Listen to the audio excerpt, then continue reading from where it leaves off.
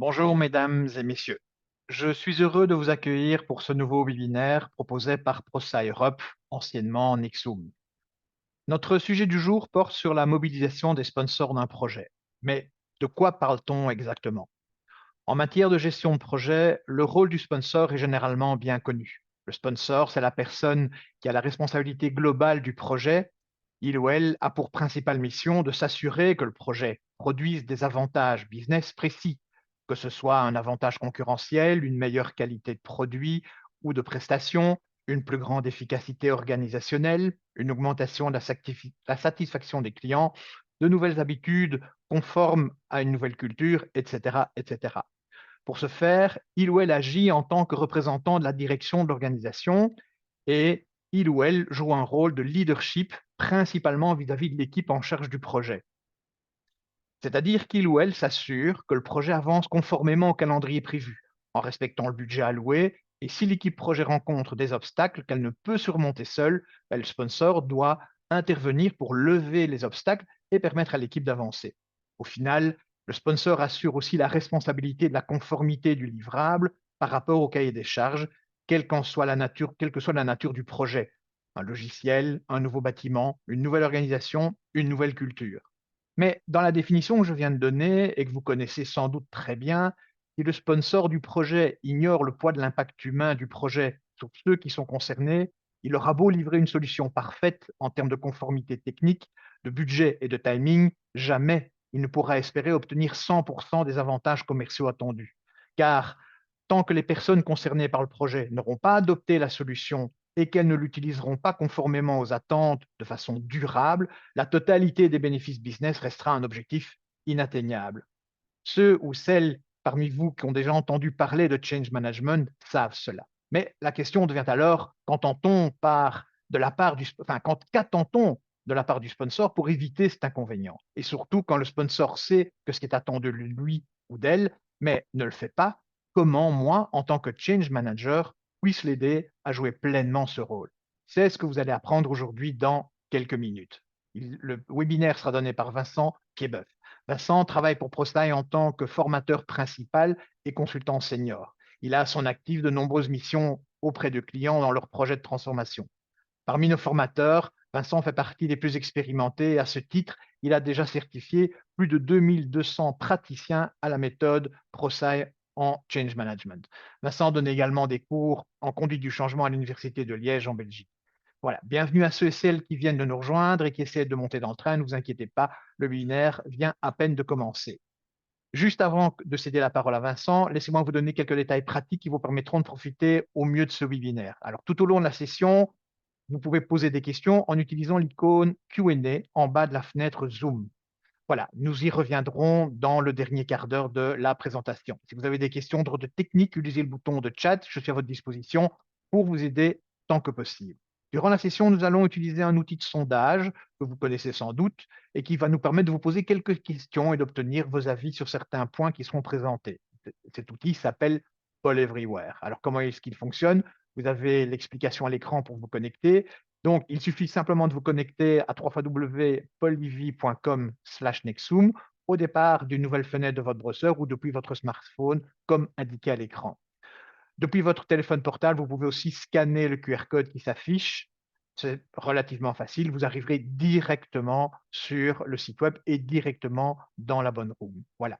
Enfin, vous pouvez télécharger donc l'application, oui, je viens de le dire, l'application, et à partir de l'application, il s'agit simplement de vous connecter à la chambre de discussion qui s'appelle Nexum, et puis d'introduire votre prénom, et puis vous pouvez directement participer et répondre à nos questions. Voilà.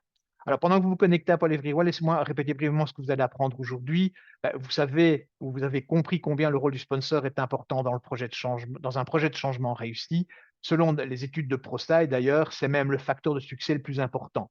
Pour le change manager, le challenge va consister à trouver la meilleure façon pour que le sponsor de son projet assume son rôle. Voilà. Aujourd'hui, nous allons vous présenter quelques astuces et quelques trucs pour y arriver. Et vous verrez que notre ami Adkar, que vous connaissez sans doute aussi très bien, n'est jamais très loin. Voilà. Nous espérons que vous repartirez avec quelques stratégies d'activation bien comprises qui vous permettront d'obtenir tout le support nécessaire pour vos futurs projets. Je vous souhaite à toutes et à tous un excellent webinaire. Vincent, je te cède la parole.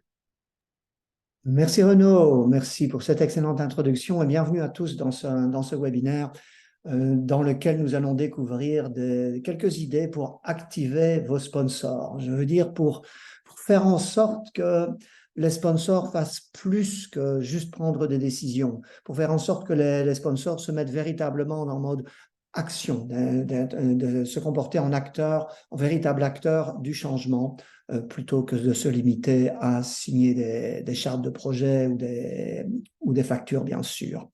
Alors, le rôle des sponsors, on sait bien qu'ils sont particulièrement importants. Oui, mais voilà, ce qu'on constate souvent, c'est qu'il est très difficile, et parfois pour de très bonnes raisons que nous allons voir par la suite, de leur faire prendre conscience de l'importance de leur rôle, de les mettre en action pour soutenir les changements à mettre en œuvre. Alors, l'objectif de ce webinaire aujourd'hui est donc de vous donner quelques idées pour aider vos sponsors à jouer pleinement leur rôle et connecter leurs actions au succès du changement que vous avez pu identifier en tant que praticien du changement. En d'autres mots, comment les aider à jouer leur rôle d'accélérateur d'adhésion au changement au sein de l'organisation. Ce que nous allons voir ensemble, on va voir pourquoi le rôle du sponsor est encore plus important qu'aujourd'hui que par le passé, au vu de la complexité dans laquelle nous évoluons. Nous utiliserons les données issues de la recherche pour illustrer tout cela. Nous allons ensuite voir comment activer les sponsors. Et vous le remarquez peut-être, mais la manière dont nous avons conçu ce webinaire obéit à un modèle que les plus futés d'entre vous ont probablement déjà reconnu, à savoir le modèle ADKAR. Vous voyez les 5 éléments du modèle ADKAR dans la structure que nous vous présentons ici sur la droite. On y reconnaît la sensibilisation, la volonté, la connaissance, la capacité et le renversement. Ça nous permettra non seulement de comprendre les étapes par lesquelles passer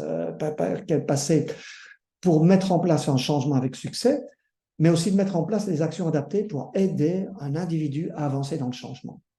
Et c'est bien ce que nous demandons à nos sponsors, de développer leur prise de conscience de l'importance de leur rôle et de ce qu'ils comprennent, de créer la volonté d'être un excellent sponsor et de jouer ce rôle au mieux, et de développer leur connaissance concrète des actions à mettre en œuvre, de les accompagner dans le développement de leur capacité de sponsor sur le terrain, et enfin, les aider à ancrer ces nouvelles compétences de manière pérenne.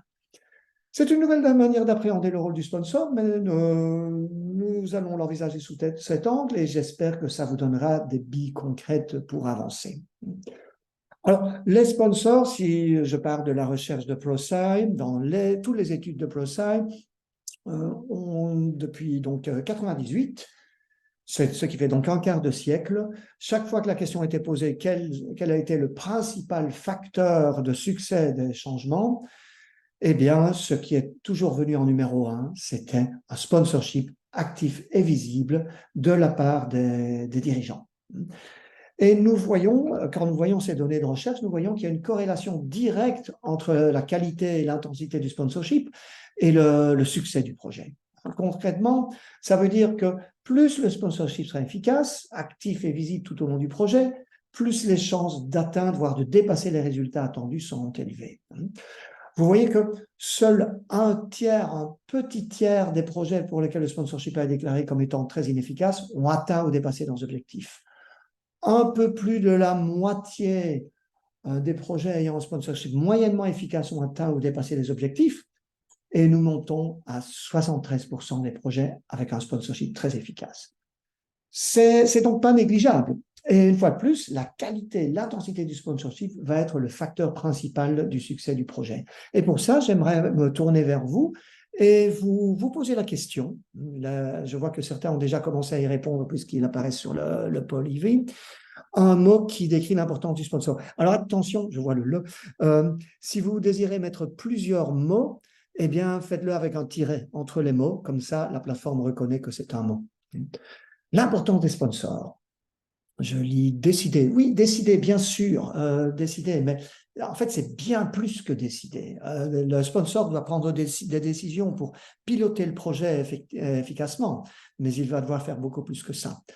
Je lis canal de communication, je lis primordial, important, motivé, modèle, oui, se comporter en véritable modèle du changement, déterminant, engagé, voûte.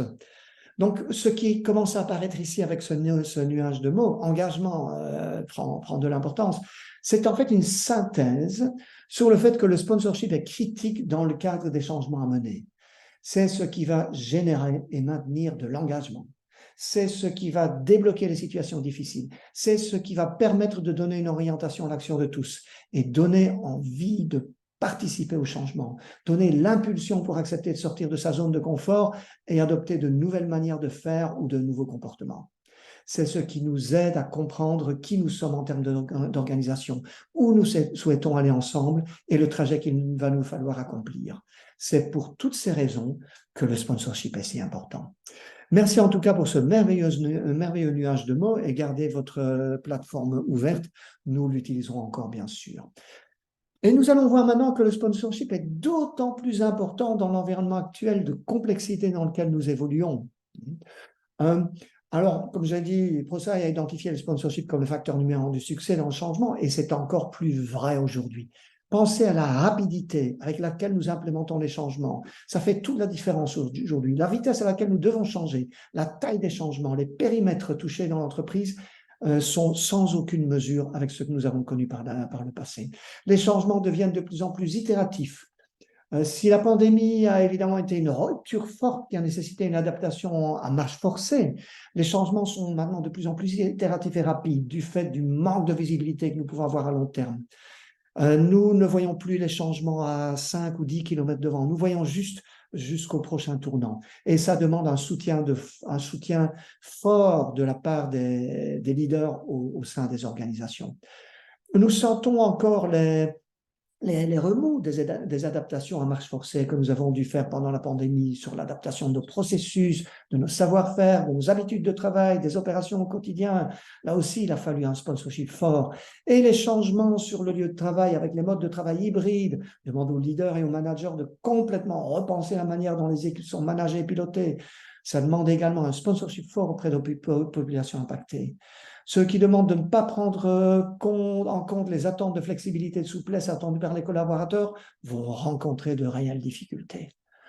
Un sponsorship fort va être nécessaire pour réinventer les modèles de travail et de collaboration sur le lieu de travail, décloisonner, sortir des silos, impulser davantage d'autonomie et de co-responsabilité au sein des équipes. Autant de changements qui vont demander une forte impulsion sur le long terme pour être mis en œuvre. Idem pour les questions de diversité et d'inclusion, cruciales pour les organisations qui vont demander également d'être soutenues dans le temps.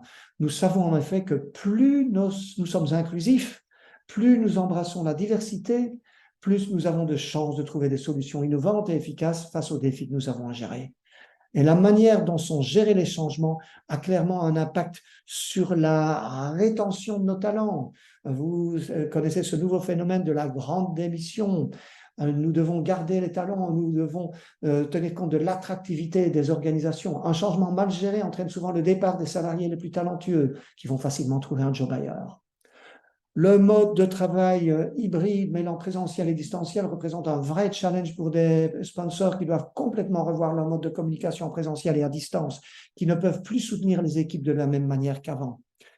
Et enfin, nous devons définitivement intégrer dans nos pratiques les évolutions organisationnelles adoptées lors de la pandémie, comme par exemple l'utilisation de canaux de distribution différents ou une organisation du travail plus flexible ou des processus qu'il a fallu adapter au distanciel. Et cela va demander un sponsorship fort. Donc, la capacité à soutenir le changement est essentielle, d'autant plus à l'heure actuelle. Et votre rôle change manager va être d'accompagner ces changements et d'aider les sponsors à mener ces changements. Et ce rôle va donc être crucial. Ce rôle de praticien du changement, je l'assimile à un rôle de metteur en scène de pièces de théâtre qui va devoir faire jouer différents acteurs en même temps, au-devant de la scène, des sponsors, des responsables d'équipe, des chefs de projet, qui, chacun à leur niveau, vont accompagner les changements. Alors, donc, je profite de cette métaphore pour présenter les principaux rôles nécessaires pour faire réussir un changement en entreprise. On va d'abord avoir deux rôles indispensables face aux employés. Ça, bien sûr, le rôle du sponsor qui est là pour autoriser le changement, et la recherche a mis en évidence que le sponsor doit en fait jouer trois rôles bien précis. Être actif et visible tout au long du changement, bâtir une coalition de sponsors avec les pairs et les autres managers, et communiquer directement avec les employés. Le sponsor devra être aidé par des relais que vont constituer les responsables d'équipe qui devront soutenir les membres des équipes dans leur parcours de changement. Et la recherche a mis en évidence que ces responsables d'équipe ont en fait 5 rôles à jouer, 5 rôles essentiels: un rôle de communicant, de liaison avec l'équipe de projet, d'ambassadeur du changement, de gestion des résistances et un rôle de coach durant les difficultés de la transition. Et à côté de cela, il y a bien sûr ces rôles facilitateurs. Je mentionnais le praticien qui est en coulisses, comme le metteur en scène, qui va apporter la structure, la détermination, qui va aider les différents rôles et les activer, et qui va travailler main dans la main avec le chef de projet. Et le chef de projet qui va travailler à la conception de la bonne solution en ayant l'adoption et l'utilisation en tête, et qui va pour ce faire travailler main dans la main avec le praticien du changement. Et un autre élément essentiel de notre méthode, et la plupart d'entre vous le connaissent déjà, et c'est celui-là qu'on va utiliser pendant tout ce webinaire, c'est le modèle ADKAR, et nous allons l'utiliser précisément pour activer le sponsor qui, comme on vient de le voir, est un rôle crucial pour faire réussir les changements. Donc le modèle ADKAR, je ne vais pas m'étendre longtemps, la plupart d'entre vous le connaissent déjà très bien, il y a énormément de littérature là-dessus, vous allez voir sur Internet. Vous allez voir, c'est le processus individuel de changement qui commence par une phase de sensibilisation, comprendre pourquoi il faut changer, la volonté, c'est-à-dire la prise de décision personnelle de s'engager. Ensuite, la volonté ne suffit pas, encore faut-il savoir comment changer, c'est l'étape de connaissance. Et la connaissance ne suffira pas, encore faut-il gagner la capacité à le faire dans la pratique. Et puis après, ce changement doit se pérenniser par une étape de renforcement. Donc, ceci est en quelques mots le modèle ADKAR, et comme je vous disais, nous allons l'utiliser pour activer les rôles. C'est ça, une utilisation supplémentaire, plus avancée d'ADKAR par rapport à ce que nous voyons dans les formations. Nous pouvons utiliser ADKAR si nous considérons par exemple le sponsor principal ou la sponsor principale qui s'appelle Michel Hénin par exemple. Eh bien, la question va être comment allons-nous aider Michel à tenir efficacement son rôle de sponsor principal? Et parmi les responsables d'équipe, nous voyons Éric Courtois. Eh bien, comment allons-nous aider Éric à tenir efficacement son rôle de responsable d'équipe? Peut-être qu'il va devoir faire des choses qu'il n'a pas l'habitude de faire jusqu'ici. Nous allons devoir l'aider. Et dans la coalition des sponsors, on voit Suzanne Marchand, eh bien, nous allons devoir aider Suzanne à jouer son rôle de sponsor dans la coalition. Ça va peut-être lui demander d'adopter de nouvelles postures ou des nouveaux comportements qui n'étaient pas dans son habitude. Et comme je vous disais, pour cela, nous allons utiliser ADKAR. Pas l'ADKAR du changement business, mais l'ADKAR relatif à devenir un meneur du changement efficace. Un ADKAR relatif à jouer son rôle de meneur du changement. Alors, je peux vous décrire une situation que je vois très souvent, mais bien sûr, la vôtre n'est peut-être pas la même, donc on va explorer ensemble. Une situation que je vois très souvent lorsque on fait l'ADKAR d'un sponsor qui doit se mettre à se comporter en sponsor efficace du changement. De plus en plus, j'observe des sponsors qui comprennent très bien les raisons pour lesquelles ils devraient faire cet effort. Sensibilisation très forte. Et de là découle très rapidement et facilement une véritable volonté de le faire parce que son succès professionnel et son avenir professionnel en dépendent, mais qui ne connaissent pas si bien ce qu'on veut dire par être un sponsor efficace du changement, qui ne connaissent pas si bien les ABC que je viens d'écrire: actif et visible, bâtir la coalition, communiquer directement. Pour le dire autrement, son point de blocage est à la connaissance. Et ça, faites-y attention, c'est quelque chose que vous observez très souvent. Je reprends ici la citation d'un dirigeant qui est très, très parlante, qui dit: vous savez quelles équipes ont obtenu le meilleur sponsorship de ma part? Celles qui me disaient exactement ce qu'elles avaient besoin que je fasse. Et ça en dit long. Ça veut dire que le sponsor, quel que soit le nombre de Ferrari ou de Mercedes qu'il ou elle a dans son garage, le sponsor a besoin de guidance pour jouer son rôle de meneur efficace du changement. Et par rapport à un tel point de blocage, beaucoup de possibilités existent qui sont présentées ici. Et durant le webinaire, on va en découvrir quelques-unes. Parlons donc de votre sponsor. Je vais faire la nuance entre le fait de sponsoriser, qui est cet acte si fort, et votre sponsor, qui est en fait un être humain.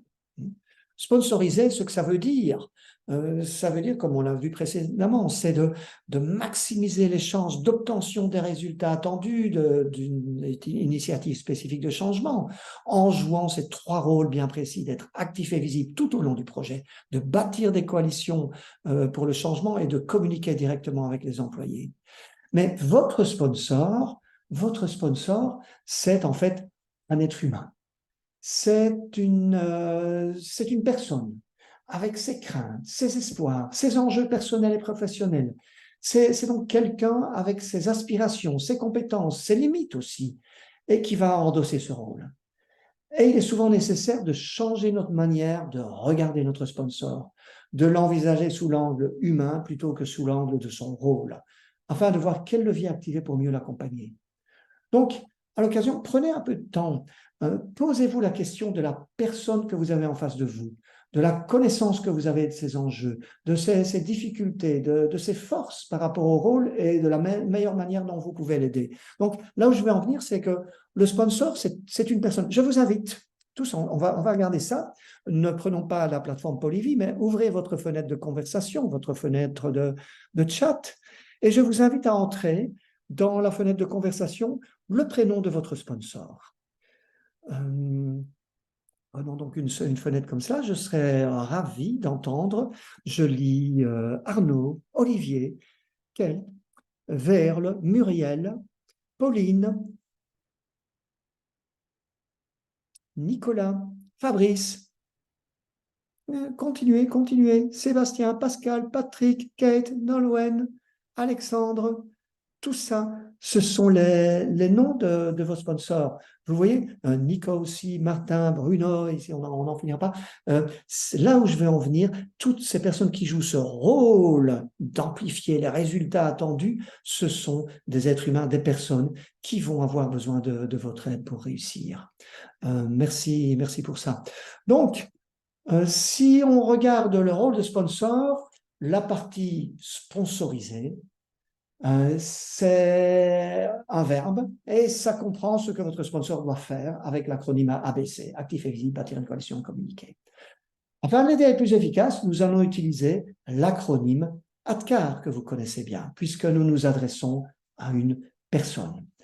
Et on arrive donc au pivot, au point véritable de déclenchement de notre réflexion de ce webinaire, c'est l'application d'ADKAR à devenir un excellent sponsor. C'est-à-dire la sensibilisation à la nécessité d'être un bon sponsor, la volonté de s'engager, de soutenir le fait d'être un sponsor, un bon sponsor, la connaissance de comment être un sponsor excellent et la capacité à l'être, et enfin le renforcement pour continuer à être un sponsor excellent. Et c'est la structure que nous allons prendre maintenant. Nous allons voir pour chacun de ces éléments quels sont les obstacles que vous pouvez rencontrer, et quelles sont les idées, les tactiques que vous pouvez appliquer par rapport à ces obstacles. Donc, ce que je vous invite à faire, prenez une feuille de papier. Prenez une feuille de papier et faites ce petit dessin sur la feuille. Vous allez donc dessiner 5 lignes pour ADKAR, 2 colonnes, une pour les obstacles, les entraves, les difficultés, et une colonne pour les tactiques d'activation. Et nous allons explorer ces éléments-là. Vous allez pouvoir prendre votre feuille de papier et je vous inviterai donc à rédiger dans la colonne tactique d'activation certaines idées que vous pouvez avoir. Après ce webinaire, je serais ravi si vous me l'envoyez, soit une photo, soit vous le remplissez en Excel, tout simplement pour ma curiosité personnelle, pour voir ce que vous avez pu développer comme tactique. Je vous dis tout de suite, je ne pourrai pas prendre le temps de répondre, mais c'est pour ma curiosité personnelle, bien sûr. Alors allons-y, on va commencer par le premier élément de cette colonne, de ce processus, c'est la sensibilisation. Alors, c'est évidemment la première étape. Votre sponsor doit bien comprendre pourquoi il est important de se mobiliser en tant que ABC, comme on l'a décrit. Alors, d'expérience, je peux vous dire, voilà ce qu'on entend le plus souvent. Hein. Mais enfin, je peux juste leur dire de le faire. Ils sont payés pour ça, ils sont captifs. Vous n'allez pas nous compliquer la vie comme ça. On va leur dire de le faire et ils le feront. Un point, c'est tout. On entend parfois ce genre de choses. vous entendrez déjà aussi un sponsor dire ben, on a déjà changé pas mal de choses avant de faire ce genre de truc, alors je ne vois pas pourquoi ce serait nécessaire. Certains vous diront le changement ne peut pas être géré, le changement ça se produit, un point c'est tout. Ou certains ne comprendront pas vraiment le rôle, ils diront mais non, non, mon rôle n'est pas si important, j'ai décidé et donc maintenant ça va se faire.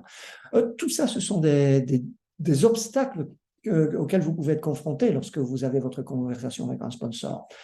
C'est-à-dire que la question qui se pose maintenant, c'est comment faire prendre conscience de la nécessité d'être un bon sponsor. Eh bien, je vais me tourner vers vous. Ici, j'ai cité 4 exemples, mais vous pouvez probablement m'en citer d'autres. Lorsque vous essayez de sensibiliser votre sponsor ou un dirigeant quelconque à l'importance de la gestion du changement, quels obstacles rencontrez-vous? Prenez quelques secondes pour répondre à ceci. Quels sont les freins que vous avez parfois pu entendre? Quelles sont les grandes difficultés qui ont fait que parfois votre effort s'est arrêté là? Manque de temps. Oui, manque de temps. Alors, je préciserai que, oui, manque de temps, disponibilité, c'est très lié. Oui, encore le manque de temps, mais je dirais bien que le manque, eh bien, voilà, je pense qu'il y a une certaine unanimité, mais je préciserai que le manque de temps est plus lié à la capacité qu'à la sensibilisation. Ce n'est pas mon rôle d'aller communiquer et promouvoir. Ça, en effet, c'est une phrase qu'on peut entendre, et là, qui est beaucoup plus liée à la sensibilisation. On a toujours fait comme ça, et donc pourquoi procéder différemment? Disponibilité, priorité, le temps, pas convaincu. Donc, je disais, le temps et le manque de temps, je le vois beaucoup plus dans la capacité que dans la sensibilisation. On a déjà géré d'autres changements, on sait comment faire. Oui, motivation. Motivation est peut-être plus liée à l'élément volonté. À quoi sert la gestion du changement? Bien sûr, c'est la question. Peut-être que si un sponsor vous pose vraiment la question de façon sincère, c'est peut-être déjà un petit signe un début de sensibilisation. Oui. Ce n'est pas dans notre politique. Ah, j'adore celle-là. En effet, dans certaines cultures d'entreprise très techniques, vous entendrez dire si la solution est bonne techniquement, ça ne peut que marcher. Donc, ce n'est pas dans nos habitudes de traiter le volet humain, cela viendra bien tout seul. Ça ne m'intéresse pas. Manque de responsabilisation, à quoi ça sert? Le changement n'est pas si important. Chacun connaît son métier. Ah, je l'adore, celle-là. Oui, chacun connaît son métier. Donc, où est le problème? Oui. Voilà, j'ai un chef de projet pour ça. Ah, elle est délicieuse, celle-là. J'ai un chef de croyant que le chef de projet aura l'autorité et l'influence pour mener ce changement sur autant d'équipes par rapport auxquelles il n'a aucune autorité, bien sûr. Qu'est-ce que tu vas faire, toi, le change manager? Et on va y revenir plus loin dans ce webinaire. Je vais vous apporter des éléments de réponse à cette question. Déjà trop de changements, c'est vrai. Il ne se rend pas compte que chacun a des réactions différentes face au changement. Ça, c'est tout à fait vrai aussi. Et donc, ne comprend pas à quel point il est important de se pencher ainsi sur le volet humain. Tu es change manager, tu connais ton métier mieux que moi. Je l'adore.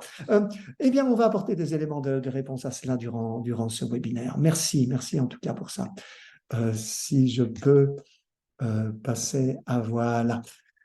Alors, comment travailler à la sensibilisation? Eh bien, en fait, c'est peut-être que certains d'entre vous se souviennent qu'on avait déjà fait un webinaire sur ce sujet, dont le titre, c'était « Ne parlez pas de ce que vous faites, parlez de ce que vous apportez ». Donc, c'était un webinaire d'1 heure. Ici, je vais reprendre l'essentiel en 2 minutes. On avait vu 3 conseils pour susciter l'adhésion et l'engagement, l'appropriation à l'égard de la gestion du changement, en se concentrant non pas sur ce que vous faites, mais sur ce que vous apportez. Et on avait vu 3 notions, contexte, problème et langage. On avait vu comment tirer au maximum profit du contexte, des problèmes et du langage. Je vais les reprendre très, très rapidement. Alors, parlez de ce que vous faites, parlez pas de ce que vous faites, parlez de ce que vous apportez. Je peux les résumer comme ceci. Très souvent, vous pouvez être tenté d'expliquer ceci. Nous étudions les profils du changement, on évalue les impacts, les risques, la grille des rôles, on fait une stratégie de gestion du changement, on fait le guide ADCA, une feuille de route pour le sponsor, plan responsable d'équipe, plan de communication et formation. On met en place des outils de suivi de performance, on recueille une analyse du feedback et on fait une stratégie et plan de renforcement. Ça, c'est ce que vous faites. Eh bien, si vous vous adressez comme ça à votre sponsor, eh bien, vous avez peu de chances de gagner. Ce que je vous recommande d'avoir comme langage, c'est plutôt ceci. Nous introduisons de l'empathie dans nos initiatives et nous donnons un visage humain à l'impact du changement. Nous accélérons l'obtention des résultats et nous assurons un retour sur investissement de la partie du projet qui dépend du volet humain. Nous augmentons la probabilité d'atteindre les objectifs du projet dans le respect des délais et du budget. Nous réduisons les coûts et les risques d'une mauvaise adoption, comme la résistance, l'attrition, les conflits, la frustration, et nous comblons l'écart entre la conformité aux spécifications d'une part et les résultats et les produits livrés, d'autre part, et les produits livrés et les effets visés. Nous rendons le succès du changement reproductible et évolutif en appliquant une méthodologie, une structure et de l'intention.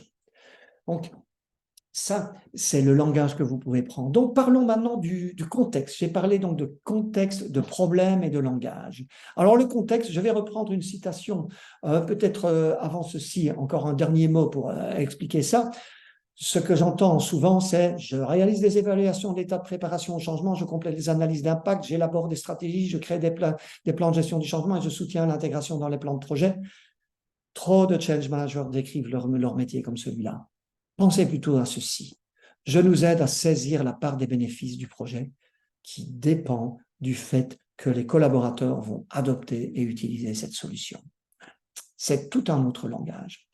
J'y disais donc le contexte. Je vais reprendre la citation de David Elfbaum, qu'on voit souvent à des conférences sur la gestion du changement, qui nous dit qu'une once de contexte vaut une livre de faits isolés. Qu'est-ce que ça veut dire? C'est que je vois si souvent des change managers qui arrivent avec un paquet de petites informations déconnectées l'une de l'autre, sans mise en contexte, et ce n'est pas efficace du tout. Alors, le contexte que vous devez amener dans votre discours avec le sponsor, c'est le contexte de ce projet spécifique et du retour sur investissement de ce projet spécifique.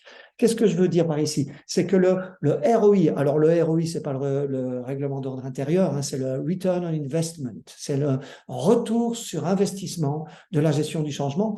Eh bien, ça dépend du volet humain du changement. Trop de personnes ont tendance à croire qu'il y a un retour sur investissement du projet et un retour sur investissement de la gestion du changement. Eh bien, ce n'est pas correct. La réalité est que dans le retour sur investissement du projet, il y a une portion qui dépend directement du volet humain. Et cette portion peut énormément varier. Dans un projet de mise en, d'adaptation de serveurs informatiques dans la salle des machines, eh bien, la portion du volet humain est nulle. Par contre, dans un programme de transformation, eh bien, la totalité du retour sur investissement attendu dépend du volet humain.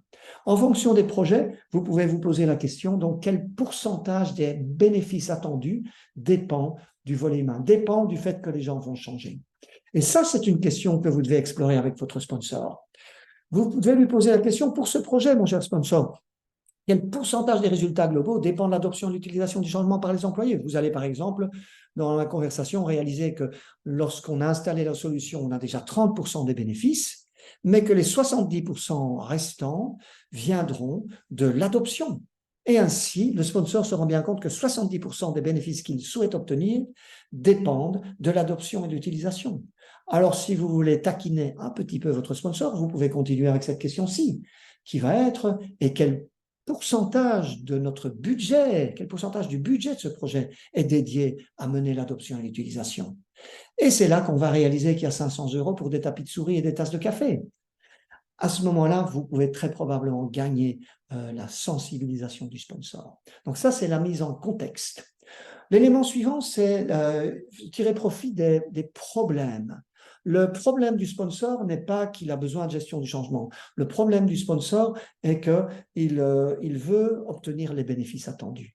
Je vais reprendre cette citation bien connue de Ted Levitt à propos du marketing, qui est que les gens n'achètent pas un forêt d'un quart de pouce, ils achètent un trou d'un quart de pouce.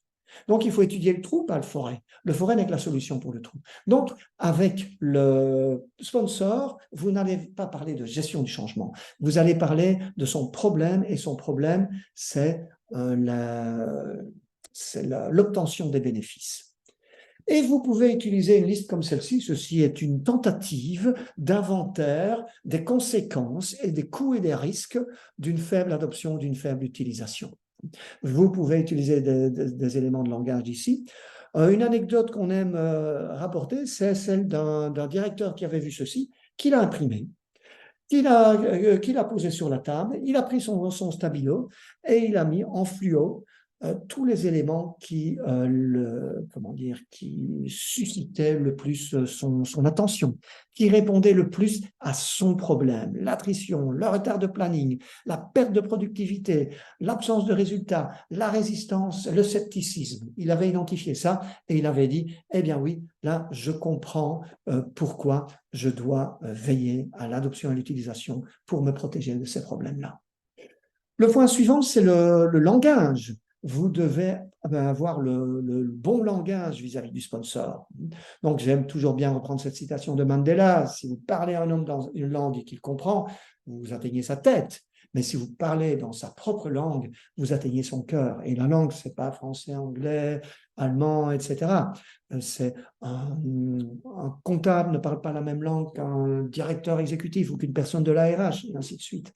Donc, nous devons nous parler à des sponsors. Et le niveau du sponsor, c'est le niveau qui a comme langage finance, finance, et encore finance, parfois d'autres choses, leur héritage, etc., bien sûr. Mais en gros, c'est la finance. Donc, si vous arrivez devant votre sponsor en parlant de communication, formation, partie prenante, résistance, résilience, évaluation, exemple et conduite du changement, pas tout à fait bon. Quel est le langage du sponsor? Avoir le succès, avoir le retour sur investissement, la réalisation des bénéfices, obtenir les résultats attendus, avoir les bons livrables, atteindre les objectifs et la pérennisation de l'entreprise et de son succès. Voilà, c'est ça le langage. Et commencez toujours par bien expliquer le pourquoi. Donc, n'expliquez pas ce que vous faites, expliquez le pourquoi vous le faites, ce que vous apportez. Et je vous recommande bien sûr cet excellent livre de Simon Sinek. Commencez toujours avec le pourquoi. Donc, ce que je reprends ici, c'est les gens n'achètent pas ce que vous faites, ils achètent pourquoi vous le faites. Alors, des exemples.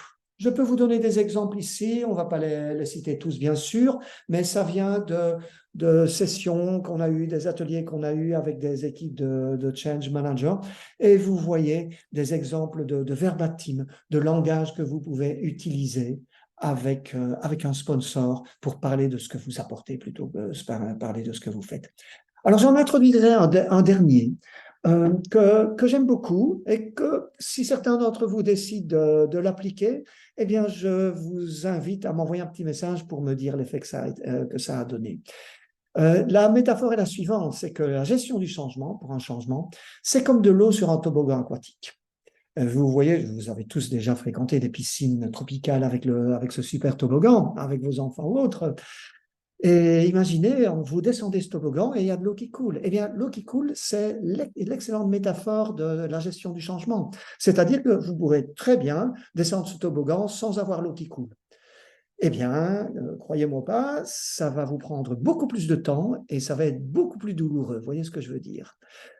Donc, vous avez grandement intérêt à faire couler cette eau et ça va faire que ce changement va être beaucoup plus fluide, beaucoup plus rapide, beaucoup moins douloureux et vous obtiendrez bien sûr de nettement meilleurs résultats.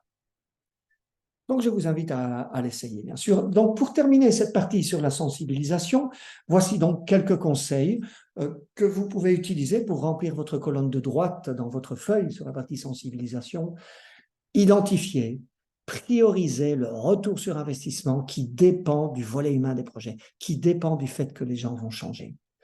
Mettez en évidence les coûts et les risques de mal gérer le volet humain du changement. Les coûts et le risque si nous n'obtenons pas l'adoption et l'utilisation telle qu'on le voudrait. Démontrer l'impact et l'importance d'un excellent sponsorship et relier le sponsorship à ce qui les empêche de dormir la nuit et aussi à ce qui les fait se lever le matin. Pensez quels sont véritablement leurs problèmes. Ça, c'était pour la sensibilisation. Eh bien, avançons. Avançons. Deuxième étape, la volonté, qui est souvent un obstacle assez difficile. Et des choses que vous entendrez, ça va être, est-ce vraiment si important? Aussi, ça va vraiment être beaucoup de travail et je n'ai pas le temps, bien sûr. Est-ce que ça en va valoir la peine? Est-ce que ça va vraiment faire la différence? Le suivant est assez intéressant, j'en toucherai un mot. J'ai l'impression que nous faisons un pas en arrière. Je ne sais pas si vous avez déjà eu ce commentaire, je trouve ça assez intéressant. Et puis aussi, tout simplement, ben, qu'est-ce que ça m'apporte? Qu'est-ce que j'y gagne avec cette histoire? Donc, la question qu'on aborde ici, c'est comment pouvons-nous susciter cette volonté de participer, comment pouvons-nous susciter ce soutien d'être un excellent sponsor pour le changement. Alors, vous connaissez certainement déjà ce petit cartoon que j'aime tant. Qui veut du changement? Et évidemment, tout le monde veut que ça change. Mais qui veut changer soi-même? Pas si sûr. Et puis, qui veut mener le changement? Et alors là, vous n'aurez vraiment plus grand monde. Et c'est ça la damnation pour le sponsor, hein. Conduire le changement, être un sponsor du changement, l'engagement semble bien plus élevé et ne suscite pas l'enthousiasme. C'est l'illustration du sponsorship, d'idée de l'élément design. En effet, conduire le changement dans le temps est une toute autre histoire, bien sûr. C'est-à-dire que nous devons obtenir de la part du sponsor cette appropriation, cet engagement par rapport à la gestion du changement. Ce que j'observe si souvent, c'est ce que j'appelle le hochement de tête. Je m'en tête, c'est l'appropriation passive. C'est le sponsor qui vous dit, qui considère bien sûr que la gestion du changement, c'est juste une dépense, au lieu de considérer que c'est un investissement. Et le sponsor va vous dire, oh, oui, oui, ça a l'air intéressant, oui, fais ce que tu dois faire. Voilà. Et vous voyez bien que il n'y croit pas vraiment. La gestion, l'appropriation active, c'est vraiment voir la gestion du changement comme un véritable investissement. Et ça, vous le saurez lorsque vous entendrez votre sponsor dire, waouh, comment puis-je t'aider? Lorsque vous entendrez ça, vous saurez que là, vous avez généré assez de volonté, assez de l'élément design pour que le sponsor s'engage vraiment. Parce qu'il aura vu, compris, intégré la valeur ajoutée de la conduite du changement et de son rôle. Et ça vaut le coup. Donc, en fait, en termes d'appropriation, en termes d'adhésion, vous avez trois niveaux. Le premier niveau, il est conceptuel. Là, vous entendrez dire l'aspect humain du changement, oui, c'est essentiel, c'est indispensable. Il ne s'agit pas d'un élément facultatif. En fait, là, vous aurez en fait ce que j'ai appelé le hochement de tête. Si vous arrivez à mettre en contexte, là, vous aurez l'adhésion au niveau contextuel. C'est-à-dire, la gestion du changement est suffisamment importante sur ce projet pour y consacrer du temps, de l'énergie et des ressources sur ce projet spécifique.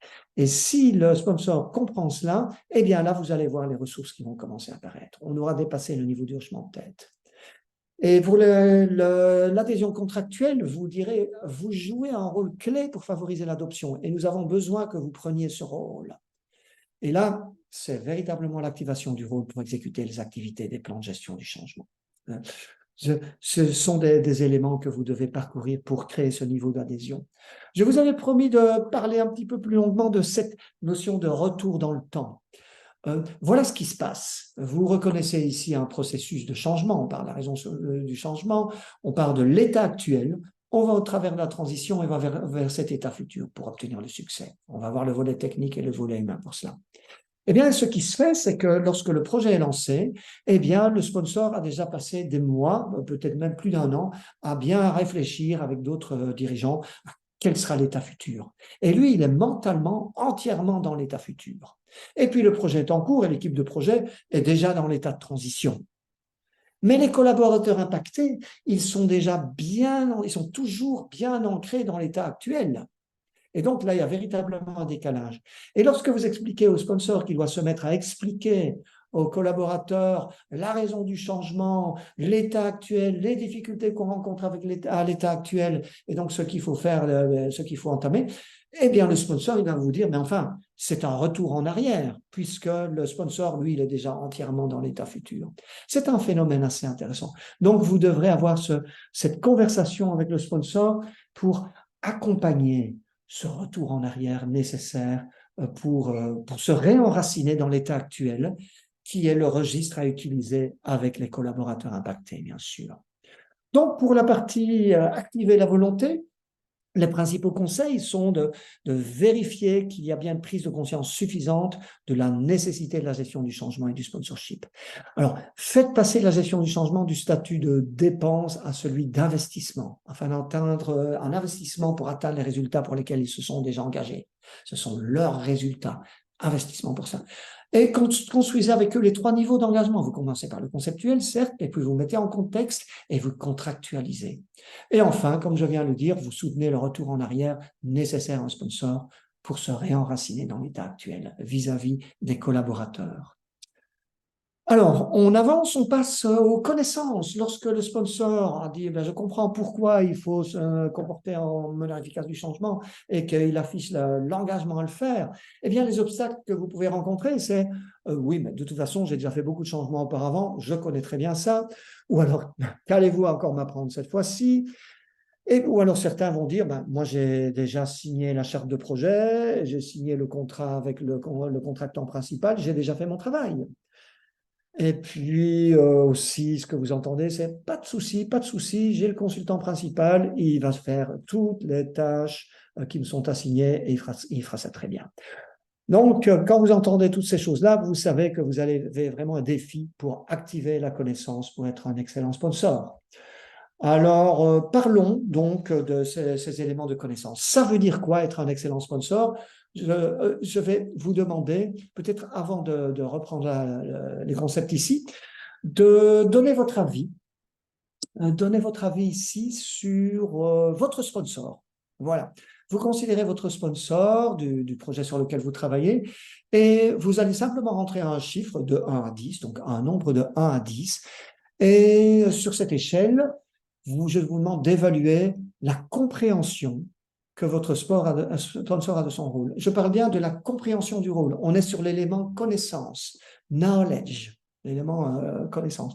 Dans quelle mesure est-ce que votre sponsor connaît son rôle? Dans quelle mesure est-ce que votre sponsor connaît le concept de ABC que j'ai évoqué précédemment?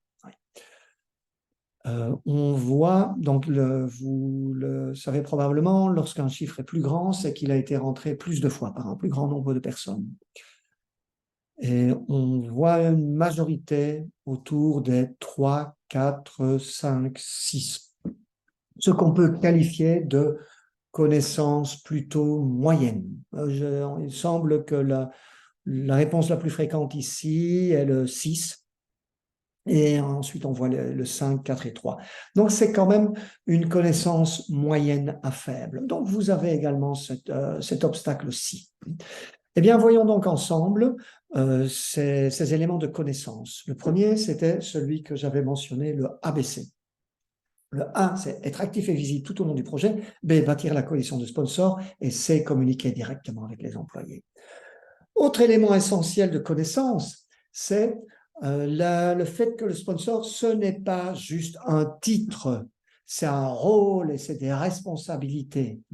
Donc, prenons l'ABC. Ça veut dire quoi, être actif et visible? Ça veut dire soutenir l'équipe, lever l'équipe de gestion de changement, l'équipe de projet, lever les obstacles de manière proactive, fournir des ressources, contrôler le budget, promouvoir le changement auprès des collaborateurs, soutenir activement les actions de gestion du changement, s'approprier le changement, susciter l'enthousiasme par son charisme, être le premier à l'adopter, l'exemplarité.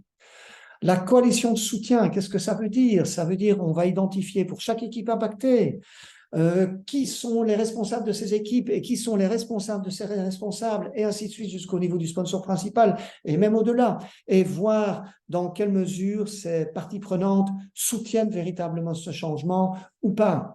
Et on peut utiliser des codes couleurs pour identifier où sont les plus grands risques dans les coalitions de sponsors. Et vous voyez qu'en fonction des différentes complexités possibles, ça peut aller vraiment du plus simple au plus complexe, eh bien, il y aura besoin de consacrer plus de temps et d'énergie à véritablement bâtir une coalition de sponsors pour faire réussir le changement dans toutes les équipes impactées, c'est-à-dire aller chercher les soutiens dans toute l'organisation, créer, travailler, entretenir un réseau d'agents du changement, encourager les dirigeants à participer à soutenir le changement, cultiver le soutien de la direction au projet, clarifier les rôles et les attentes des managers intermédiaires tout au long de toutes les échelles de la hiérarchie, et aussi solliciter le feedback des managers, écouter le feedback des managers. Tout ça, c'est le B de l'ABC. Et la communication directe, c'est communiquer sur le pourquoi. Pourquoi maintenant? Qu'est-ce qui va se passer si on ne le fait pas? Montrer, le sponsor doit montrer qu'il soutient ce changement. Donc, qu'est-ce que ça veut dire? Le C, ça veut dire communiquer son soutien, promouvoir les changements auprès des groupes concernés, communiquer la vision finale, sensibiliser aux spécificités et à la nécessité du changement, promouvoir le changement auprès des groupes concernés qui pourraient y résister, soutenir verbalement le changement, régulièrement, quotidiennement, expliquer clairement et de façon succincte qu'est-ce que ça m'apporte. Oui, what's in for me? Qu'est-ce que ça m'apporte de ce changement vis-à-vis de tous les groupes concernés? Ça, c'est la connaissance de ce que doit faire le sponsor. Et effectivement, j'ai noté vos scores, 3, 4, 5, 6, et ça correspond tellement bien à ce que la recherche a mis en évidence. Regardez, plus de la moitié des participants à la recherche de ProSci déclarent que leur sponsor n'avait qu'une compréhension partielle, voire pas de compréhension du tout de leur rôle dans la gestion du changement. Alors, ce que je vous recommande de faire, c'est de contractualiser le rôle du sponsor. Avec une feuille comme celle-ci, bon, c'est peut-être un peu formel, une feuille, vous ne devez peut-être pas lui demander de signer, hein, ça dépend des cultures d'entreprise, mais en tout cas, vous devez rendre de façon très explicite pourquoi son rôle est important, en parlant du ABC, en mentionnant ce que vous attendez de lui, et en mentionnant également ce qu'il peut attendre de vous. Et ça, on va y revenir dans quelques minutes. Donc, pour activer la connaissance, donc travailler à construire ce socle de connaissances solide auprès du sponsor, décrivez l'ABC. Concrétiser cela par des actions spécifiques et des exemples spécifiques de bon sponsorship. Contractualiser, comme je viens de le dire, pour bien définir l'importance et définir les attentes. Soyez précis, soyez spécifique. De nouveau, soyez vraiment dans le contexte de ce projet. Pas de bonnes intentions vagues, vraiment spécifiques sur les actions. Voilà donc pour la connaissance. Alors, on va passer à un élément important maintenant, c'est la capacité. Alors, je commencerai par cette citation que j'aime tant. Le plus grand fossé au monde est celui qui sépare le savoir de l'action. Parce que le passage de la connaissance à la capacité, c'est exactement ça. Et c'est un grand fossé qu'on a souvent tendance à négliger et qui peut parfois être effrayant, comme ce petit pont que vous avez sous les yeux. Donc, qu'allez-vous entendre de votre sponsor? Vous allez entendre, mais je n'ai pas le temps. Et puis, qu'est-ce que je suis censé faire exactement? Et mais je n'ai pas le temps. Et y a-t-il quelqu'un qui puisse me coacher pour ça? Et je n'ai pas le temps. En permanence, vous allez entendre ça. Donc, la question maintenant, c'est comment soutenir cette capacité à être un excellent sponsor?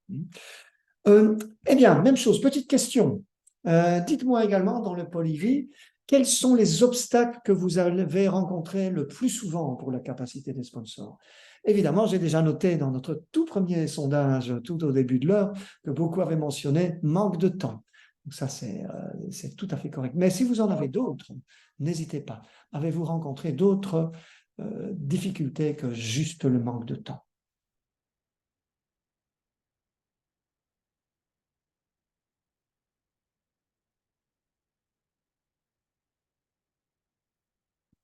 Animation de réunion. Effectivement, certains sponsors peuvent comprendre ce qu'il faut faire, mais lorsqu'il s'agit d'appliquer certaines compétences pour animer les réunions de façon constructive, pour bien enrôler et créer l'engagement, ça peut parfois être difficile. Le manque de leadership. Pas assez d'empathie. Oui, et l'empathie, ça peut se développer. Pas assez d'empathie, ils n'ont qu'à faire le changement, comme je l'ai dit. Le manque de compréhension de nos attentes. Oui, connaissance du rôle. Là, on est plutôt dans la connaissance. Pas à l'aise pour communiquer à tous. Oui, là, on est clairement dans la capacité. Il ne comprend pas son rôle. Là, on est plus dans la connaissance. Pas de proximité aux équipes. Excellent point. Le manque de coalition, en effet, pouvoir faire. Ça demande certaines aptitudes politiques, de sensibilité de bâtir cette coalition. N'ose pas intervenir, il n'ose pas, c'est intéressant, n'ose pas, ça, qui peut être lié à la capacité ou parfois à la volonté, bien sûr. Capacité à choisir, inconfort, limite sur une partie des rôles à mener, difficulté à communiquer simplement, et ainsi de suite. Vous les voyez, vous les voyez. Ces obstacles à la capacité sont tellement nombreux. Et on y vient maintenant à cette compréhension du rôle et au besoin du sponsor de développer son propre rôle. Et c'est ce que je vais vous présenter ici par cette matrice que j'adore présenter parce que c'est une tellement bonne réponse par rapport à ce que j'entends si souvent. Par exemple, des personnes qui disent, si on a un bon sponsor, on n'a pas besoin d'un change manager. J'entends parfois ce genre de choses. Si le sponsor fait bien tout son métier, eh bien, il n'y a pas besoin de change manager. Eh bien, ceci est faux et je vais vous le démontrer. Parlons du sponsor et parlons du change manager des praticiens. Et explorons ce qu'ils ont et ce qu'ils n'ont pas. Alors, qu'est-ce que les sponsors ont? Ils ont l'autorité, la crédibilité, ils ont la stratégie, ils ont les relations, ils ont l'influence. Et qu'est-ce qu'ils n'ont pas? C'est l'expertise et la connaissance de la gestion du changement. Et ce qu'ils n'ont pas, c'est le temps pour définir leur plan d'action. Eh bien, parlons des praticiens. Qu'est-ce qu'ils ont? Ils ont l'expertise de change management. Ils ont les méthodes, ils ont les outils, ils ont les processus. Et ils ont également la main sur le pouls de l'organisation. Et qu'est-ce qu'ils n'ont pas? L'autorité, la crédibilité, les relations et l'influence. Et donc, vous voyez cette correspondance, elle est très nette. Et ce qui montre bien à quel point ces deux rôles sont complémentaires et que c'est une erreur de dire que si les sponsors font bien leur métier, on n'a pas besoin de change manager. On l'a illustré maintes et maintes fois lors de différentes sessions de travail. Regardez ici, on l'a fait sous forme de nuages de mots. Et regardez les correspondances qu'on a trouvées. C'est tellement parlant. Et chaque fois, on voit donc l'importance de cette complémentarité. Autre exemple, vous voyez tous ces termes. On voit bien, les change managers ont ce que les sponsors n'ont pas et les sponsors ont ce que les change managers n'ont pas. Donc, vous voyez ainsi le rôle que vous devez jouer pour aider les sponsors à développer leurs capacités. La capacité, c'est cette porte qu'ils doivent franchir maintenant. Avec Awareness, Design, Knowledge, ils sont arrivés à cette porte. Mais maintenant, pour passer cette porte, c'est soft skills, influence, relations interpersonnelles, gestion de conflits, facilitation, pouvoir passer d'un niveau hiérarchique à l'autre, obtenir l'accès et également avoir le sens des affaires, bien sûr, et également tout ce que vous avez mentionné dans le petit sondage qu'on vient de faire il y a une minute.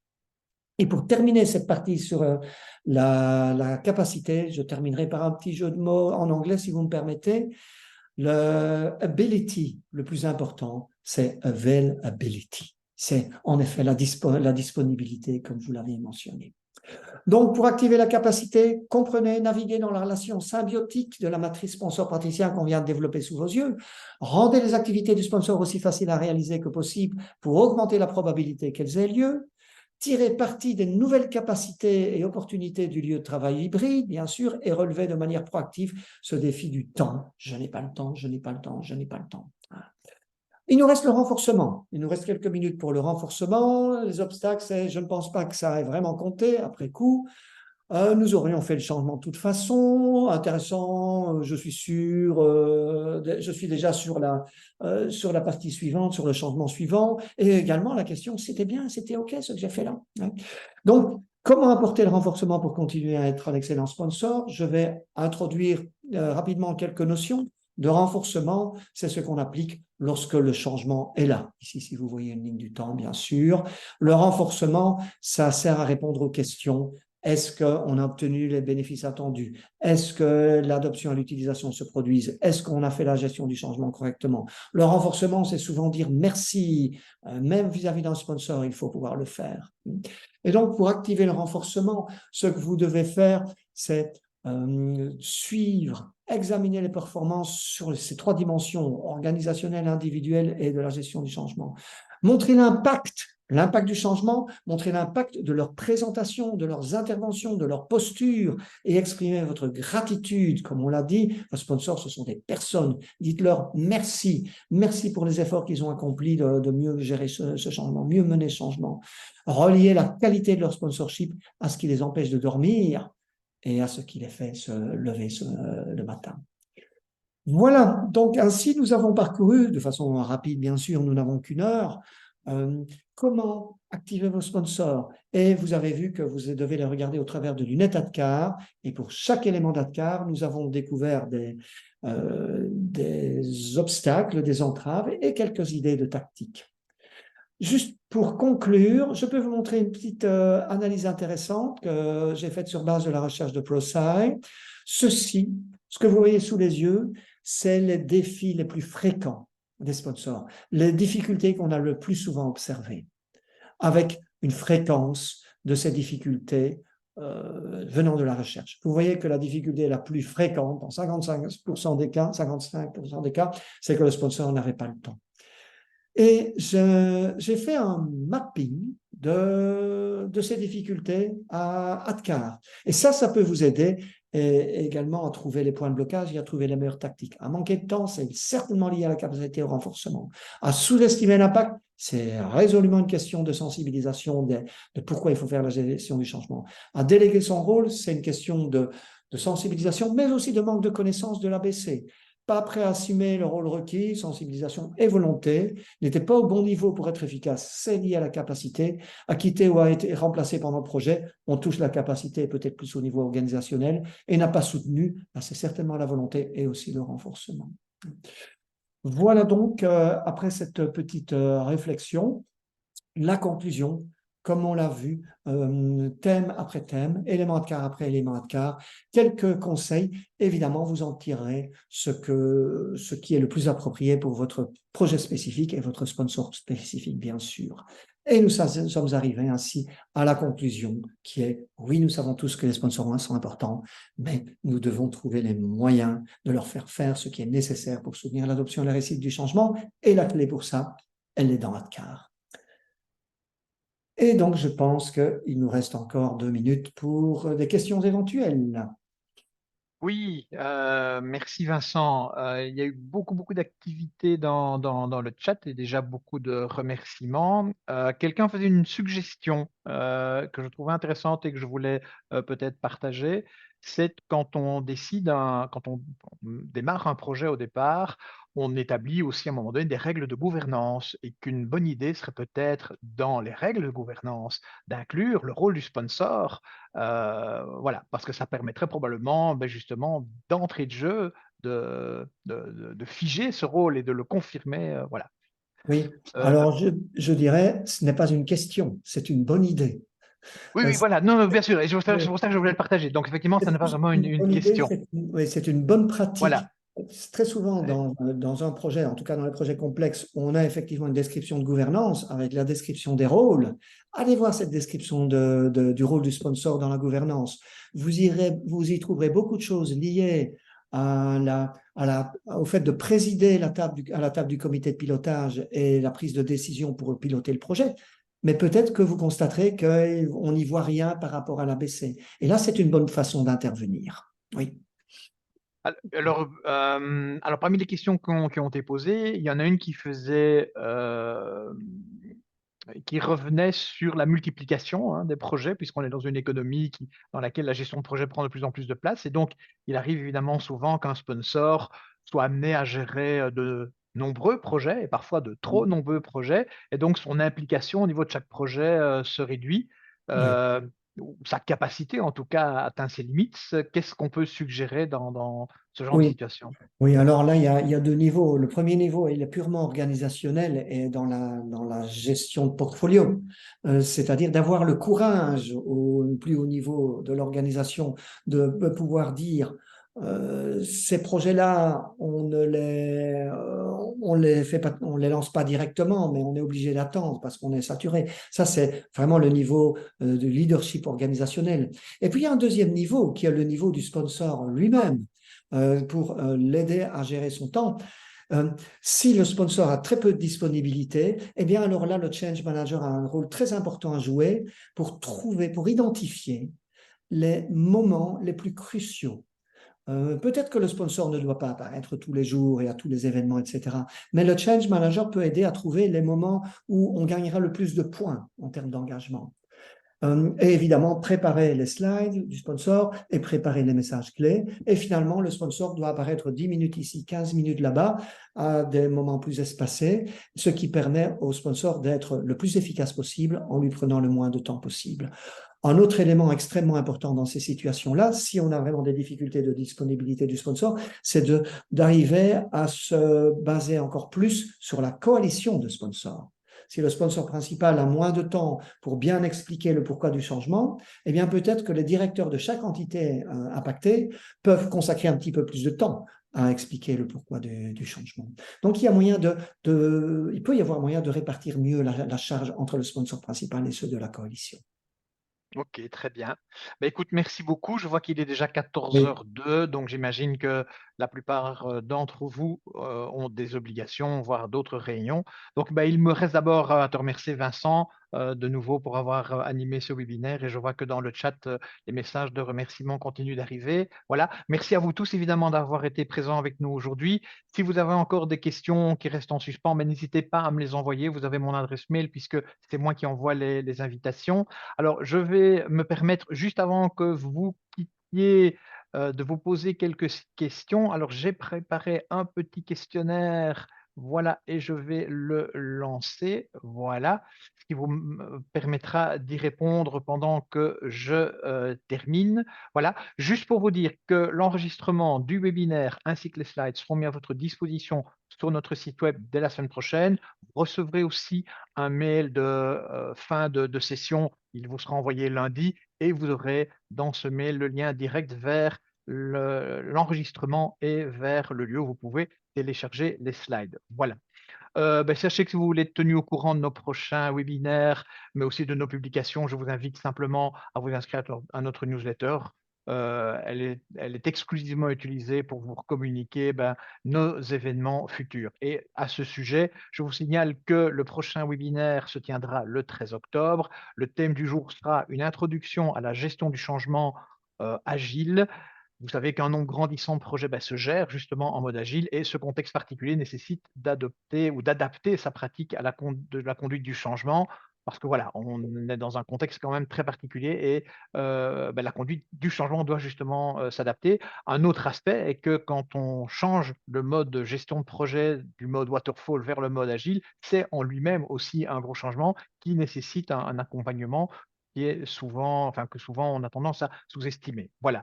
Vous pouvez déjà vous inscrire parce que les inscriptions sont déjà ouvertes sur notre site. Et je termine en vous signalant que les deux thèmes qui suivront celui du 13 octobre, le 10 novembre, nous aborderons la manière qui permet de passer de l'application de la conduite du changement au développement d'une organisation interne capable d'assumer cette gestion. Donc, c'est le passage de ce qu'on appelle l'Enterprise Change Management. Et le 17 novembre, nous donnerons un coup de projecteur sur les derniers résultats de l'étude des bonnes pratiques de ProSite. Dans cette 12e édition, de nouveaux éléments saillants sont apparus et nous donnerons un coup de projecteur sur ceci. Voilà.